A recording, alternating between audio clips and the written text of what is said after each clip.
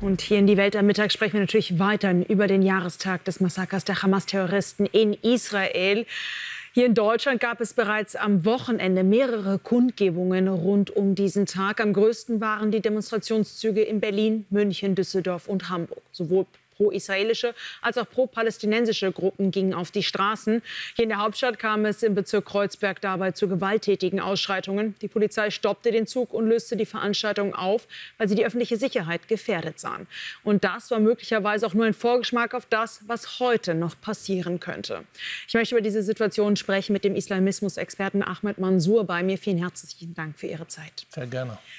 Heute schauen wir natürlich nicht nur auf die Geschehnisse am Wochenende, sondern auf das ganze vergangene Jahr. Und wir hören beispielsweise vom israelischen Botschafter in Deutschland, Ron Prosor, dass Israel viel zu lange die Gefährlichkeit dieser Ideologie der Islamisten unterschätzt hat, dachte, so weit wird es nie kommen. Dort in Israel ist man aufgewacht, man hat den teuren Preis bezahlt.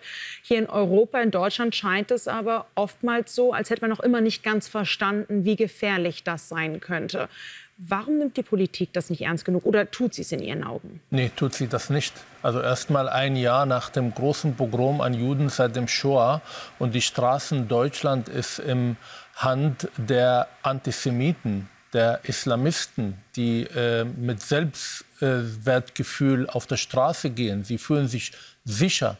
Diejenigen, die unsicher sind, sind die Juden, die Stimmen, die pro Israel sind. Und ich glaube, dass die Politik auch nicht verstanden hat, dass dieser Krieg nicht nur zwischen Gaza und Israel, nicht zwischen Hamas und Israel, sondern hier findet ein Kampf zwischen die westlichen Werte und der antisemitische, islamistische Ideologie weltweit. Und wir haben nicht nur diese Ideologie nur unterschätzt, sondern teilweise haben wir sie verharmlost. Und jede Kritik an diese Ideologie war die letzten Jahre eine Art von Islamophobie oder rassistisch abgestempelt.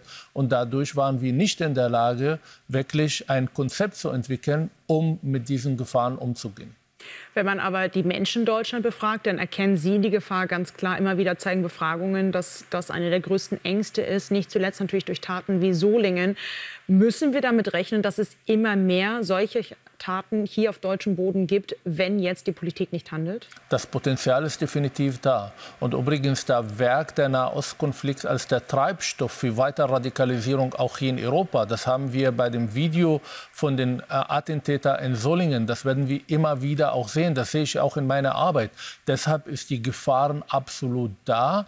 Und wenn wir jetzt nicht handeln, wenn wir nicht mit Repressionen ganz deutlich zeigen, dass diese Ideologie in Europa nicht zu suchen hat, dann rechne ich mit weiteren Anschlägen europaweit.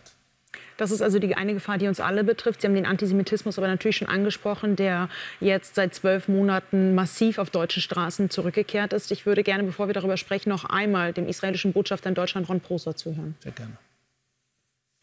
Ich glaube, dass ich viel Vertrauen habe in die deutsche Demokratie.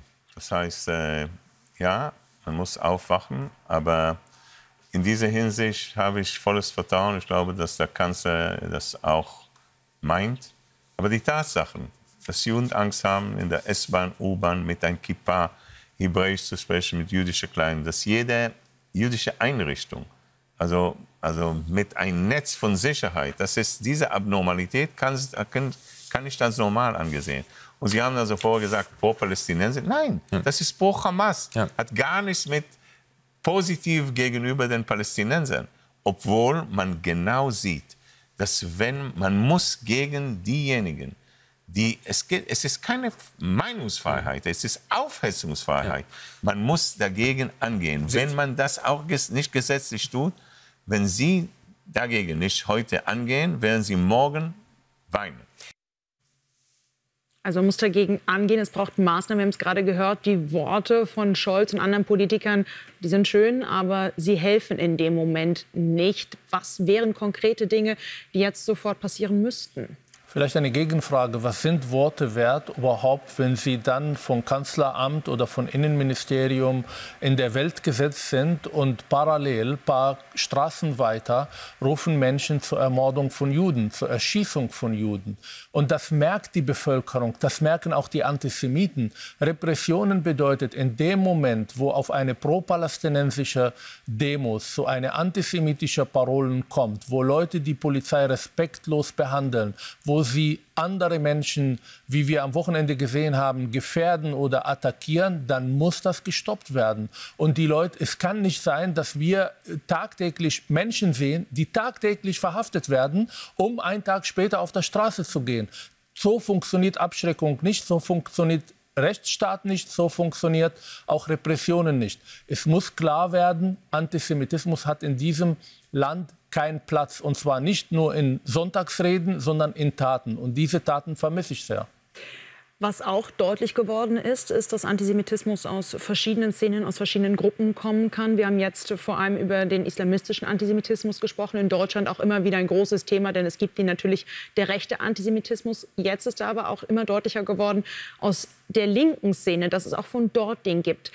Braucht man verschiedene Ansätze für die verschiedenen Antisemiten und konzentriert man sich tatsächlich auf alle Gruppen gleich? Nein, man braucht unterschiedliche Ansätze. Man braucht Repression und Prävention. Das sind sehr unterschiedliche Menschen mit sehr unterschiedlicher Motivation. Aber ich wäre sehr dankbar, wenn endlich vor allem in linken Parteien wie SPD und CDU diese Kenntnis bewusst wird, dass die linksradikale Identitätspolitik, Postkolonialismus, eine strategische Partnerschaft mit Islamisten gegangen sind, dass diese Quantität und Qualität der Antisemitismus seit dem 7. Oktober auch damit zu tun, dann Linksradikale, die wir hofiert und gefordert haben, teilweise auf der Seite nicht von Israelis, nicht von unseren Politikern, sondern auf der Seite von Antisemiten auf der Straße gehen. Wenn wir das erkennen, dann glaube ich, sind wir eine Lösung näher, als wenn wir das Problem tabuisieren und nicht darüber reden.